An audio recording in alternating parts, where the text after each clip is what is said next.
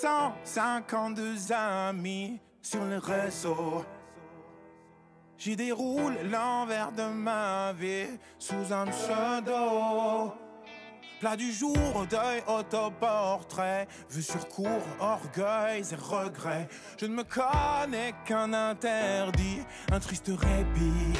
Les week-ends sans wifi, na na na na na na. Week-end sans wifi. Sans ma clique, mes cœurs en couleur, les profils pour dire la douleur d'un supplice qui n'expire jamais sous le cyprès. D'un week-end sans wifi, devient lâché était admis incognito. Dans un centre addictologique, d'un genre nouveau. Depuis je ne me reconnais plus, me voici enfin revenu. Ce délice qui n'agit qu'après, dans le secret d'un week-end sans wifi. Na na na na na na. Week-end sans wifi. J'ai le cœur qui part en spirale. Mon docteur m'a dit c'est viral. Je n'aime pas ce côté mot dièse, mais ça m'apaise. Week-end sans wifi. La, la, la, la, la.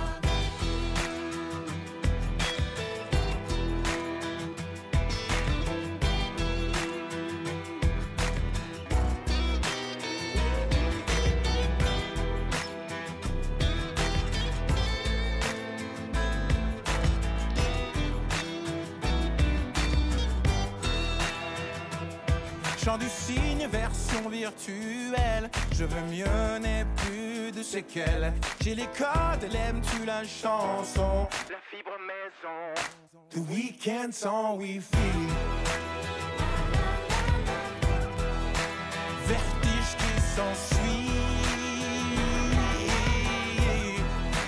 Week-end sans wifi. Presqu'île de l'ennui. Sans wifi.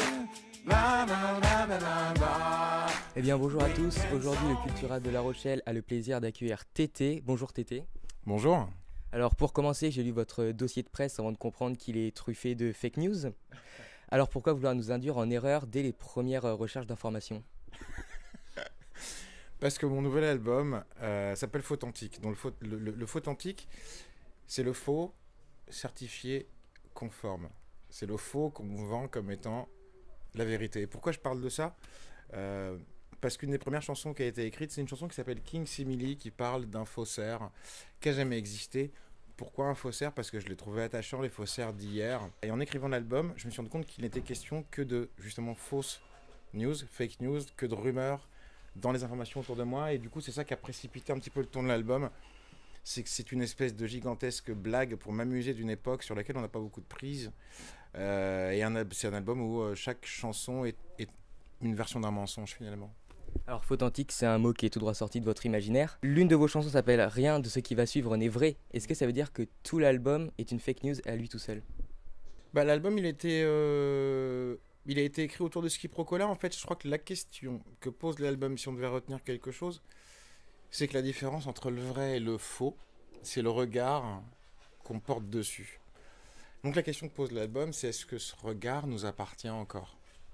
Ou est-ce que il est porté au gré d'un fil rouge écrit par un autre? Et c'est vrai que moi, j'insiste beaucoup sur l'humour, j'insiste beaucoup sur l'ironie, parce que l'ironie, c'est comment prendre du recul par rapport à quelque chose en m'en amusant. Et à partir du moment où j'arrive à mettre la chose à distance, je la subis plus, je me réapproprie mon regard sur les choses, ma perception. Et puis, bah, c'est vrai que vu l'époque qu'on vit, le rire, ça a des vertus thérapeutiques qui sont plus à démontrer. Donc, vraiment, on a besoin de ça. Alors je vous invite à écouter avec attention les textes des chansons de Tété et je me retourne vers vous pour vous demander comment vous vient cette inspiration pour toutes ces belles paroles. En regardant autour de moi, bon, pour cet album-là, effectivement, il y a eu pas mal d'actualités. En essayant de lire, j'ai relu Baudelaire, Lamartine, des choses comme ça. Voilà, et puis pour finir, je parlerai de l'influence des artistes hip-hop. J'ai un peu traîné depuis quelques années avec des Féfé, des Leroy, des Oxmo Puccino, et c'est vrai que la manière qu'ils ont d'écrire, c'est très inspirant parce qu'ils prennent un thème, ils écrivent un petit peu comme un scénario en pensant à un développement narratif, et ils dépassent la culture du premier jet. C'est-à-dire qu'ils font un premier couplet, et puis si c'est pas assez fort, ils en font un deuxième, un troisième, un quatrième, et ils n'hésitent pas à jeter 80% de ce qu'ils ont écrit pour n'en garder que 20%. Là où des fois en chanson, on se laisse porter par une mélodie, on se laisse porter par une progression d'accords qu'on aime bien. Et moi, je sais qu'il m'est arrivé d'être moins exigeant sur des albums précédents. Et fort de ces rencontres-là, c'est vrai que j'ai essayé de me remettre vraiment sur le texte, sur l'histoire. Alors, dans l'une de vos chansons phares de ce nouvel album, vous parlez d'un certain King Simili. Alors, qui est ce King ? Eh bien, le King Simili, c'est la chanson sur les faussaires à laquelle je faisais référence à la première question. La chanson à partir de laquelle s'est écrit le reste de l'album Authentique.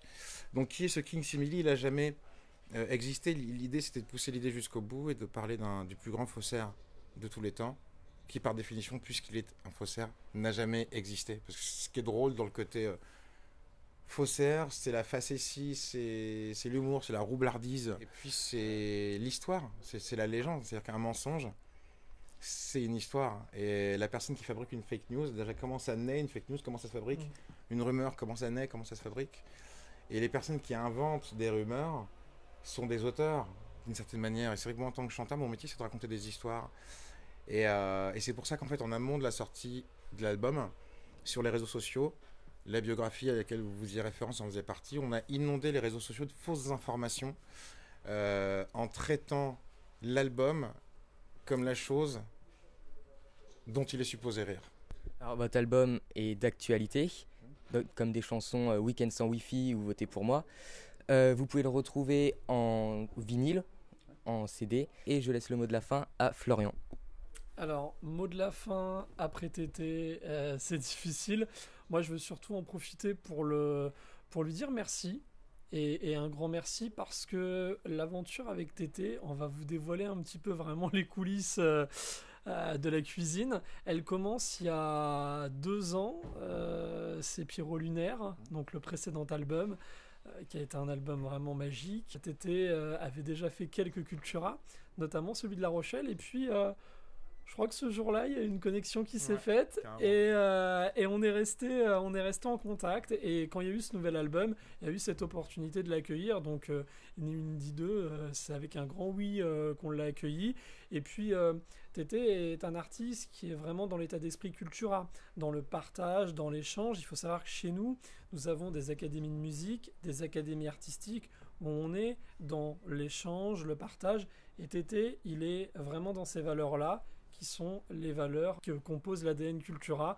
Donc on est vraiment très heureux, on va continuer de le suivre, de l'accompagner, et puis rester connecté sur le Facebook, que ce soit Cultura ou Tété, puisqu'il y a d'autres Cultura aussi qui arrivent, donc c'est une belle aventure. Voilà. Tété continue sa tournée dans tous les Cultura de France, mais aussi sa tournée de concerts. Oui. On vous retrouve prochainement. Oula, alors prochainement, je vais jouer en France, je vais jouer à Nantes, je vais jouer à Montpellier, à Toulouse. Après, il va y avoir les festivals d'été, il va y avoir une tournée à l'automne dont on n'a pas encore dévoilé les dates. Et puis, la tournée va aller jusqu'au début 2020. Mais d'ici là, je vais aller en Allemagne en mai prochain.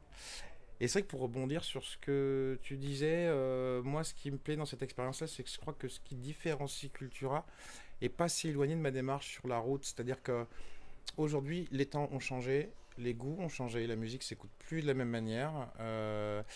Et finalement, tout ce qui est numérisable, tout ce qui peut aller sur une clé USB, on peut le trouver n'importe où, dans le nuage, etc. Par contre, je crois que ce que propose Cultura, quels que soient les ateliers finalement, et ce que nous on propose sur scène, c'est une expérience.